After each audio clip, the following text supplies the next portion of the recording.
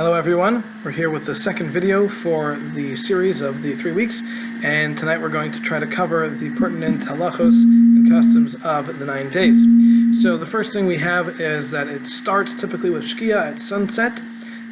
If a person davened Ma'ariv early, although typically that would be an acceptance of all of the minhagim that the 9 days includes, nevertheless, if he expressly stated that he is not accepting that upon himself, even though he is davening, then that will in fact work. So the first thing that we're going to discuss is the prohibition, the minhag, I guess we can call it, against eating meat and drinking wine. So it's not limited specifically to meat and wine, but meat includes anything that we call fleshig, so meat and chicken and any kind of fowl, lamb, etc. And wine is not limited to wine specifically, but any grape product, and this includes if it was cooked with meat or wine, that also makes the whole thing not acceptable for the 9 days. And when it comes to wine which has been diluted, or grape juice which has been diluted, that also is still included, even though there's very little actual grape juice or wine in it. Nevertheless, that will still be included in the minhag that we do not eat it during the 9 days. Now, there are some exceptions to this. Namely, if somebody cannot eat dairy, they're lactose intolerant or have some allergy, then they are allowed to eat chicken, and not meat, but they are allowed to eat chicken. And this typically only goes until the 7th day of 2 days before Tisha B'Av. If a woman is pregnant and she feels that she needs to eat meat or fleshigs, then again, she's also permitted to do so up until the 7th day of Av. A woman who is postpartum for the first 30 days after, again, will be the same. If she's nursing, also all of these things, whenever it's necessary, then that will be allowed up until the 7th day of Av. In addition, it is permitted for a Sudas mitzvah. Any mitzvah meal will also be allowed to have meat and wine without limitations. And this includes Shabbos, so all Shabbos meals, you can certainly have any amount of meat and wine. And also a siyum, if someone makes a proper siyum, that can also be included as a mitzvah meal. The details of a siyum are a bit complex and should certainly be discussed before partaking in a meat meal for a siyum. Now, when you are preparing for Shabbos, and you want to taste the food to see if it tastes right or if it needs something, then you're allowed to taste it, but you shouldn't swallow it. So you can taste it and spit it out. In that case, you would not make a bracha, but this is not a problem that it's going into your mouth, as long as you're going to spit it out. If you do make early Shabbos, then that will work, even though it's still during the day. Once Shabbos begins, all of those prohibitions fall off, and you can certainly make Kiddush and have your fleshig meal as soon as you accept Shabbos upon yourself without a problem. When it comes to Havdalah, so Shabbos is already over at that point, so drinking the wine is slightly problematic. However, Rav Moshe and the Mechaber and Shulchan Aruch say that you can drink the wine. However, because of the other opinions, it is best to give it to a child who is between the ages of about 6 and 9. Anything younger than that would not count, so you couldn't give him the grape juice. And once he's older than that, then that's a separate issue, because he's already at the point where he might think that it's allowed to have meat or wine during the week. So if you've got a child of that age, then you can give it to them. In that case, we recommend grape juice and not wine. But otherwise, if you don't have a child that age or the child is sleeping, then you can either drink it yourself or you can make Havdalah over beer, because that also counts as Chamar Medina. It is considered a drink of the nation. It's a communal drink. It's the kind of thing that people use. It's with some prominence, and therefore that can be used for Havdalah as well under the circumstances. In addition, you are allowed to buy meat or wine during the 9 days. There is no prohibition with buying it, it's only consuming it. Okay, the next thing we have is purchases. So when it comes to purchasing clothing, that we don't buy clothing during the 9 days. The only exception we have to that is if it's like a now or never kind of situation, meaning if there is a sale going on that will not be available at another time, you can buy something in order to get it then. Not if it's the kind of sale that comes up once a month anyway, but if it's a very unique sale, then that is something you can take advantage of. Or if you are in a place in which you can get something which you would otherwise not be able to get, and you will not be there anymore after the 9 days are over, you can buy that as well. In addition, you're allowed to buy Tisha B'Av shoes. As we know, we don't wear leather shoes on Tisha B'Av, so you can buy a pair of shoes to wear on Tisha B'Av that are not leather. You can do that during the 9 days.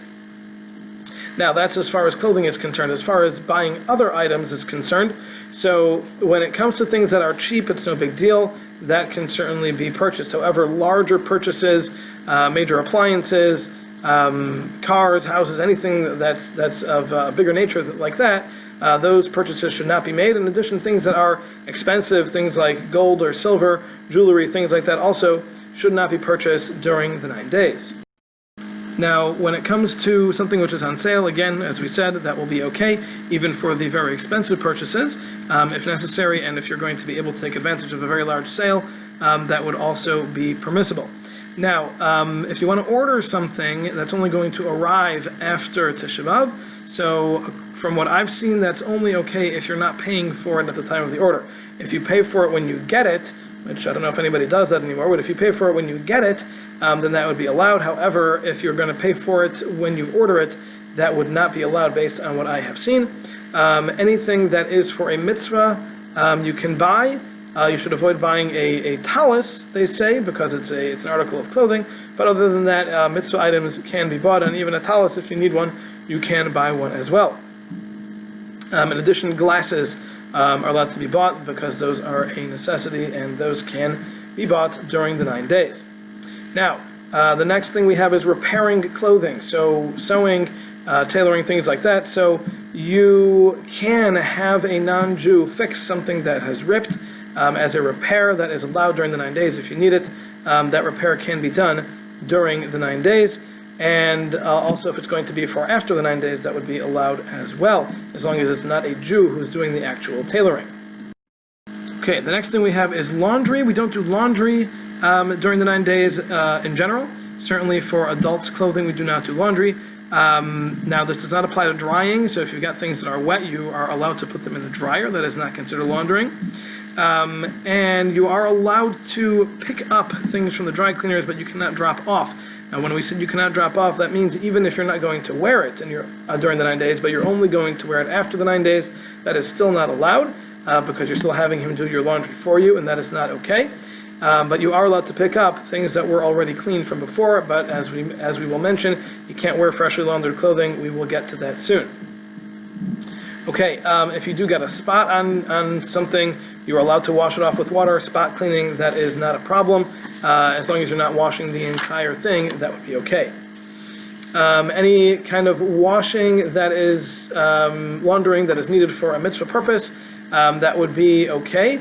But certainly you should try to plan ahead and try to take care of that ahead of time. So you need your tablecloths for Shabbos, things like that. Those should preferably be done before the 9 days, but if necessary, they can be washed for the 9 days. Now this also, when it comes to children, if they are older children who are not constantly getting their clothing dirty, then the same rules apply, according to most. Some say that they don't. However, when it comes to children who are constantly getting their clothing dirty, then you would be allowed to wash those kids' clothes, but you're not allowed to add adult clothes to that load. Just because you're washing already anyway, and it doesn't take any more work. Nevertheless, you're not allowed to be doing laundry that you're not allowed to do. And therefore, you cannot add other clothing other than those children's clothing that are constantly becoming soiled. Polishing shoes is okay if you use liquid polish. You do it briefly, you don't do a professional or intense kind of job, then that would be fine and not a problem. Okay, as far as cleaning the house is concerned, the general cleaning, so we try to do a little bit less than we normally would during the rest of the year, except for Shabbos. Shabbos you could do a full cleaning, and any cleaning that's necessary you can certainly do, but you shouldn't do excess deep cleaning. That should not be done during the 9 days unless there is a specific need to do so. Okay, the next thing we have is wearing freshly laundered clothing. So typically we do not wear freshly laundered clothing during the 9 days. However, when it comes to Shabbos, this does not apply. We certainly can wear freshly laundered clothing for Shabbos. Now, this includes, according to many, this only includes outerwear, such as shirts, pants, skirts, dresses, jackets, things like that. All of that is would fit into this category. And according to those opinions, the undergarments would not be problematic, and those can be worn even if they are freshly laundered. Now, there are those who disagree, but I think the standard certainly seems to be that we are lenient when it comes to that. Now, this also includes linens and towels. Hand towels, probably not, but regular bath towels and things like that also are included, so those should not be used as freshly laundered. So now, what do you do? So anything that you can pre-wear prior to the 9 days beginning, that is certainly the best. Pre-wearing it means enough to get it that it's not fresh anymore. You're allowed to put on multiple things at a time in order to accomplish that. So if you want to put on 3 or 4 shirts and wear them for a little while, so this way none of them are fresh, that would be fine, and those would be considered to be not freshly laundered.